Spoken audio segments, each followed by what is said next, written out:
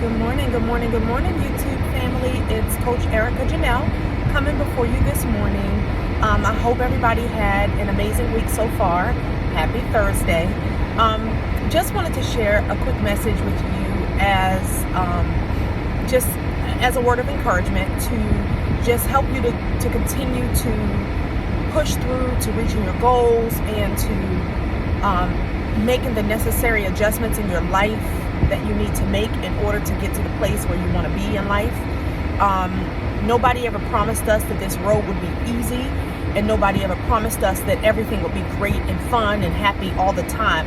So even in the midst of your most challenging times, it's going to be very important to maintain a sense of positivity, maintain your peace in the midst of the storm, so that you can get the lessons that you're supposed to learn through your processes, but also maintain your peace and not allow yourself to get bitter or angry or resentful and stay in that state of mind. We all feel anger, we all feel resentment, we all feel bitterness at some point in our lives, but it's going to be important not to stay there when things don't necessarily go your way. And for me, one of the things that I want to talk about is the importance of forgiveness. And I know I've done videos on this before, but it's definitely something that I think you need to constantly be reminded of. I don't think you get to a place where you're completely where you need to be always, because there's going to be new sets of challenges and things that are really difficult to forgive sometimes. And even when it comes down to you forgiving yourself about some things that you've done wrong, or things that you've mishandled, or people that you've mishandled, it's so important to always keep your heart open for forgiveness. It's not about the other person or anything else. It's really all about you and having your mental peace unblocked. And one of the things when I was going through my divorce with my first husband, and him cheating, and he married his mistress 10 days after we got divorced, and she approached me, and it was all kinds of drama and just unnecessary foolishness that I had to go through during that time of my life. And I'll never forget when because anybody that knows my story knows that I spent 5 years really believing God and fighting for my marriage to work. We were married for 7 years.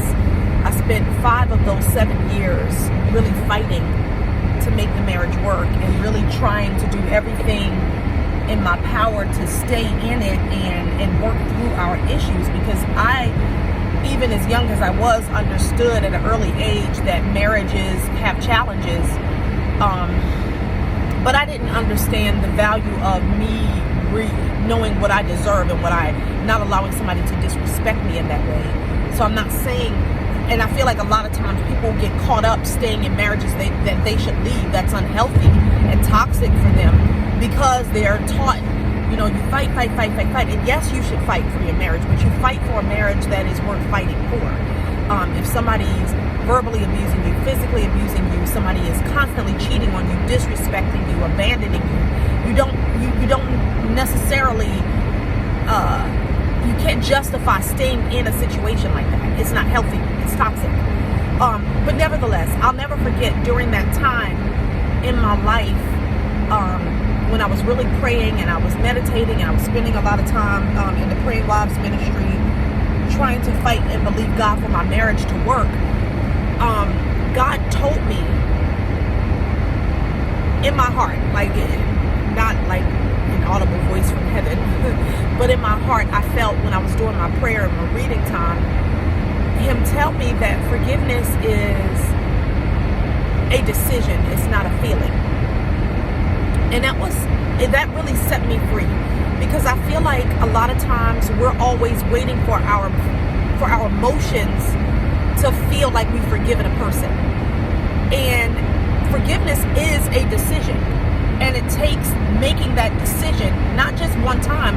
You're probably going to have to make that decision multiple times when those emotions and negative feelings and the flashbacks of what that person did to you or didn't do, for that matter, it's going to be very important to decide to forgive, decide to walk in forgiveness, and not allow your emotions to overshadow or overcome you to the point where that takes the lead and your decision takes the backseat. So I say that to say, don't wait for your feelings to line up with forgiveness. Forgive every day. Make a decision every day to forgive. Make a decision every day to forgive. Make a decision, say it out loud. I know for me, like when I was going through that, and even now, I still practice that to this day, and it's been years ago, over 20 years ago, that I've been through that. And I always say this to myself when I feel anger or resentment or pain or the effects of the pain that person caused me or that situation caused me. I always say, I set my will to forgive. I set my will to forgive you. And it's easy to say it, but eventually you keep saying it, you're gonna start feeling it. And I say that because the Bible tells us that life and death is in the power of our tongue. And whatever we can continue to say, whether it's negative things or positive things, eventually we will see the manifestation of the things that we speak. And so if we can use that in any way, shape, or form, we can also use it when it comes to the area of forgiveness. So you set your will to forgive every day in every situation. Might be several hundred times a day, depending on what that person did to you. And I'm not talking about you wanting to have a relationship with that person. I'm not saying that just because you forgive them, you want to ever talk to them again. I'm not saying just because you forgive them, you want to ever deal with them on any level. You may completely wash your hands of a person and still forgive them. I've definitely experienced that. I definitely experienced that in my life with both my ex-husbands. But, and as well as people that have hurt me in the past, I wash my hands of them. But I'm not going to allow what they've done to me to cause me to get into a place of bitterness and that affect my life for the rest of my life. And I can't even receive the blessings that God has for me or the love that God wants to send my way because I'm so bitter and I'm so angry and I'm holding on to the unforgiveness and I'm holding on to the pain. I'm holding on to the rejection. I'm holding on to all of the unresolved anger and the feelings and the bitterness and all the things that person did to me, to where it stops me from being able to receive the love that the person that God wants to send me has for me. And it's so important in your healing process to learn to forgive, one, and then two, to learn how to heal. You have to heal. I always tell people all the time, they're like, well, how did you get to that place where you were able to still keep your heart open for love after 2 failed marriages and 2 abusive situations? How did you keep your heart open to more love? And I said it this simple. I said, I refuse to give any of my exes the power over me to control how I choose to view love. If I chose to view love in an aspect of I wanted to be married and I wanted to have a partner to share my life with, then I'm not going to let the experience that I've had with them sour that for me to the point where I can't even receive, or I throw my dream away or my goal away or my desire away because of what that person did to me. Because ultimately that means I give that person power to control my future. No, when I'm done with you, I'm done with you. I'm done with the effects of you. I'm done with all the pain that you've caused me. I'm done with holding on to anything related to you. Whether it means the pain, the rejection, the bitterness, the anger, the discontentment, all of the things. I refuse to let you steal what God wants to give me. And when God wants to give me somebody that loves me the way I deserve to be loved, someone that cherishes me and nourishes me and wants to pour into my life as I pour into their lives, I'm not going to let any of my exes stop me from having that. And it doesn't mean that, and I'm just using that as an example because that is one thing I'm very, very stern about. Like, I refuse to let what somebody else did to me affect the next person. It's not fair. I'm not going to make the next person pay for something that they didn't do to me. If my ex cheated on me, I'm not going to now accuse my new person of cheating on me because my ex cheated on me. No, my ex has nothing to do with my current relationship. The person that I'm in a relationship with is the person, they have to do their own things that I have to work on my forgiveness with them for, and vice versa. I do things to them that they have to forgive me for. It's, you know, we're imperfect people, and nobody's expecting perfection. But you don't allow what another person did to you in your past to affect your present and your future, because ultimately you're giving them control over your destiny and over your happiness and over your manifestation. So I just want to encourage you guys to release. Learn how to release people. And when you release them, it doesn't mean you're necessarily going to feel all ooey gooey on the inside. Eventually, you'll get to the place where you don't even feel any anger towards them anymore. And that's how you know you're truly forgiven, because you're not angry with them anymore. You don't even hold of emotions in that high regard for that person on that level to where it takes up your emotional energy.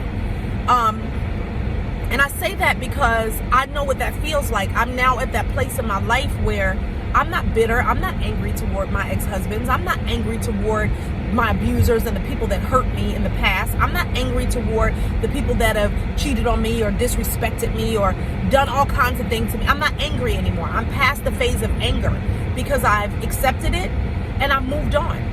I took the lessons from those situations and I removed all the baggage and all the luggage and all the foolishness that was associated with those things. And I took the lesson and I learned some things from it. So now when I'm in my future situation, my current situation, I'm able to now be able to see that with a fresh set of eyes. And I can see that person with a fresh set of eyes. And I'm not holding them accountable for what someone else has done. And I think that's the most healthy place that you can come from.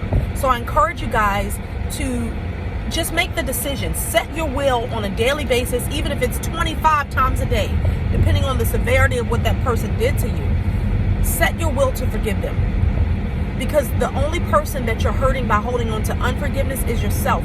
You're stopping your progress. You're stopping your manifestation, holding on to negative thoughts and energies about what other people have done to you. So release all that foolishness so that God can send you the blessings that He has for you, because He's got plenty to send you. He's got new things that He wants to give you and new things that He wants you to explore. And you don't want anything blocking you up from being able to receive.